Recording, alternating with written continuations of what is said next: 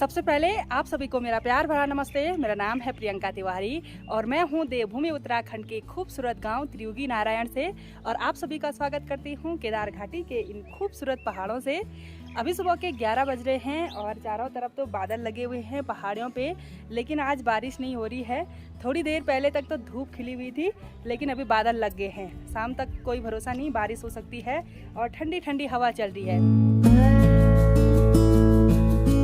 ये देखिए गांव की दीदी लोग जंगल से सूखी लकड़ी लेके आ गई हैं, क्योंकि चूल्हा जलाने के लिए सूखी लकड़ी की जरूरत होती है। तो पड़ोस की दीदी जी आ गई हैं कपड़े धो के धारा से। और बालेश्वर बोलने क्या कह रहा था कि हम भी धारा चलते हैं नहाने के लिए। बालेश्वर हमेशा ठंडे पानी से नहाता है धारे में, है ना? तो चलिए मैं अभी चलती हूँ, देखती हूँ धारा कैसा हो रखा है ना। चलो। हमारे घर के बगल में ही एक खेत है, इसमें मंडवे की खेती कर रखी है और ये मंडवे के छोटे छोटे पौधे हैं। अभी इसमें बालियां आनी शुरू नहीं हुई हैं। जो धारा जाने का रास्ता है वो गौशाला से होकर जाता है और यहाँ पे अभी बाहर गठरे में कोई भी गाय भैंस नहीं दिखाई दे रही हैं। सब गौशाला के अंदर बांधी हुई है, क्योंकि दिन के टाइम पे मक्खी वगैरह परेशान करती है। आजकल गौशाला की साइड चारों तरफ सिर्फ झाड़ी झाड़ी दिखाई दे रही है। ये कद्दू और राजमा के बेल है और कद्दू का बेल देखिए ऊपर गौशाला तक जा रखा है। और ये दीदी जी की गौशाला है। अभी दीदी जी लकड़ी लेके आ रही थी, है ना? मैं धारा में पहुंच गई हूं और हमारे गांव की दीदी लोग धारा से कपड़े धो के वापस घर जा रहे हैं। और एक हमारी सासू जी लगती हैं, वो धारा में अपनी चटाई वगैरह धो रही हैं। और आजकल देखिए धारे का पानी कितना ज़्यादा आ रखा है और यहाँ से लाइन पे लोगों की गौशाला है। आजकल ये गौशाला आप देख रहे होंगे, गौशाला पे ताले लगे हुए हैं और जो गठार है, जो आंगन है बाहर का, उसमें घास जमी हुई है, क्योंकि इन लोगों की गाय भैंस ना मरुड़ा जा रखी है। जैसे हम धारा की तरफ आए वैसे ही हल्की बूंदाबांदी होने लगी है और बालेश्वर भी नहा गया है। आजकल धारे में बहुत ज़्यादा पानी आ रहा है, क्योंकि रोज़ बारिश हो रही है और हमारे गांव में ऐसे धारे बहुत सारे हैं और प्रकृति ने हमको इतना सारा पानी दिया है। जैसे कभी नल पे पानी नहीं आता है ना, तो हमको कोई टेंशन नहीं रहती है। धारा बहुत नज़दीक नज़दीक पे सारी जगह रहते हैं। धारे में गांव के बहुत सारे लोग आते हैं कंबल वगैरह धोने के लिए।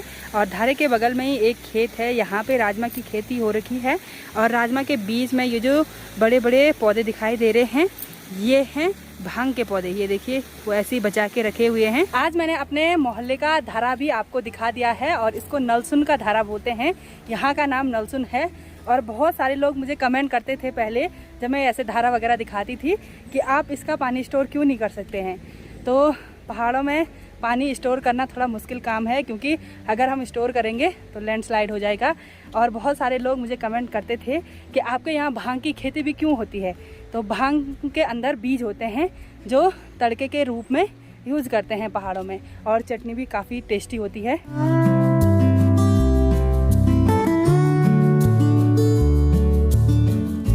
गांव में बहुत सारे टाइप के मकान देखने के लिए मिलते हैं और उनमें से एक मकान कुछ इस तरह के भी होते थे।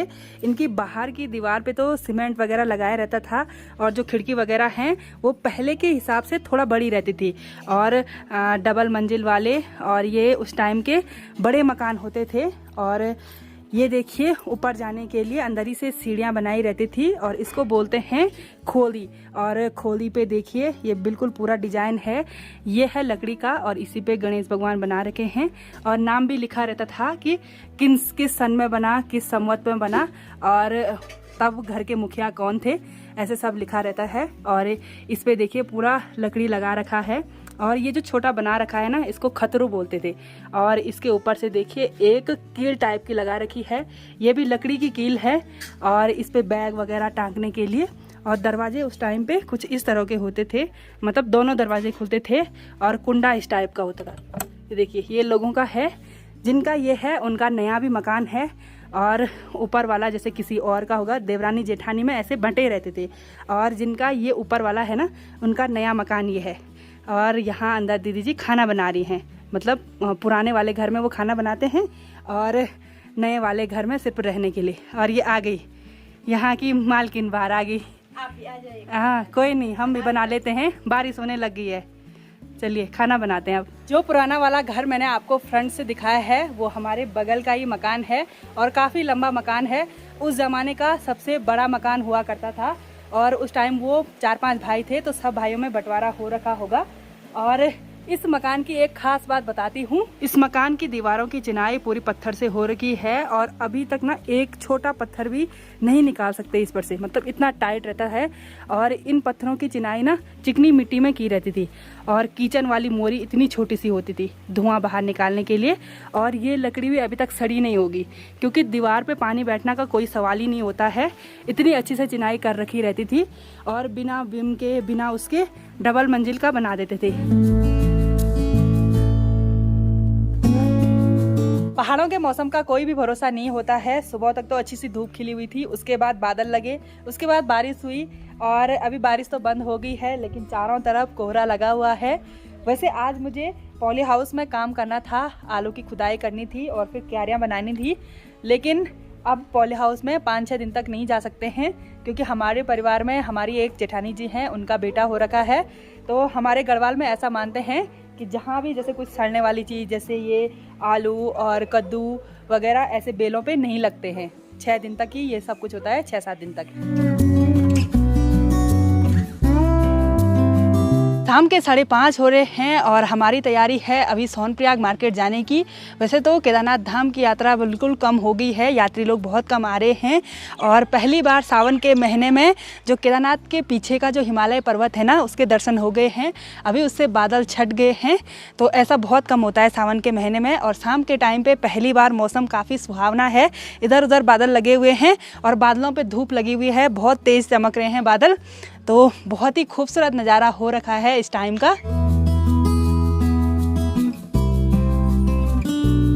त्रियुगीनाड से रास्ता ही लगे थे और यहाँ पे देखिए बीच रोड में एक बड़ी सी बांज की सूखी लकड़ी घिर रखी है। थोड़ा सा ही रास्ता है ऊपर से जाने के लिए।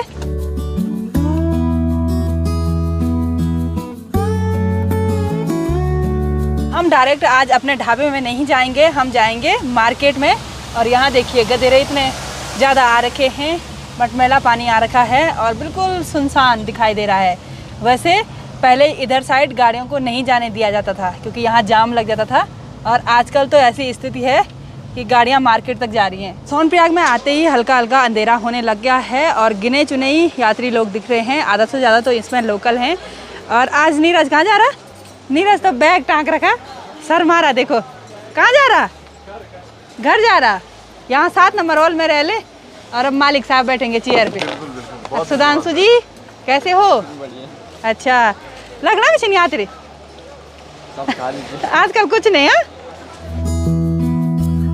और खच्चर भी देखिए लगातार केदारनाथ धाम से नीचे आ रहे हैं और पूरे भीगे हुए हैं और ये बेजुबान हैं, ये कह नहीं सकते हैं कि इनको कितनी तकलीफ हो रही होगी, कितना ठंडा हो रहा होगा। और ये देखिए बिल्कुल एक लाइन में चल रहे हैं और ये रुकेंगे सीधे अपने अड्डे पे। होटल भी हमारा अच्छी तरह से चमक रहा है और यात्रा भी काफ़ी कम हो गई है। दुकान में है हमारे अंकल जी और पूजा पाठ भी कर ली है, अगरबत्ती जला रखी है। अनिल देवर जी और अखिलेश देवर जी का काम है शाम को रूम लगाने का। लग रहे हैं कि नहीं लग रहे? लग रहे हैं थोड़ा थोड़ा रेट डाउन हो गया। रेट डाउन हो गया, कल पूरा फुल था रूम सारा। अच्छा, सब फुल थे? सब फुल थे। चलो बढ़िया। और अनिल देवर जी शर्माते हैं बहुत ज़्यादा कैमरे के सामने आने पे। और देखिए बाबा जी आगे देखिए, बोले बाबा। आजकल यहाँ शॉप में अंकल जी रहते हैं तो अच्छी तरह से मैनेजमेंट कर रखा है और यहाँ पे नीरज और अंकल जी की ड्यूटी रहती है, एक दिन के टाइम पे रहते हैं और एक रात के टाइम पे। वैसे आजकल उतनी भीड़ नहीं है, इनको आफत नहीं आ रही होगी ज़्यादा, जैसे हमको और बालेश्वर को आती थी। अरे बालेश्वर की याद आ रही है आज इस दुकान पे आके। और बालेश्वर आज हमारे साथ सोनप्रयाग नहीं आया क्योंकि उसको कुछ और काम था।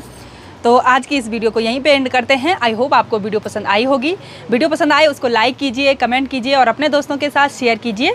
मैं प्रियंका योगी तिवारी मिलती हूँ आपको अपनी अगली नई वीडियो में। तब तक के लिए जय देवभूमि उत्तराखंड।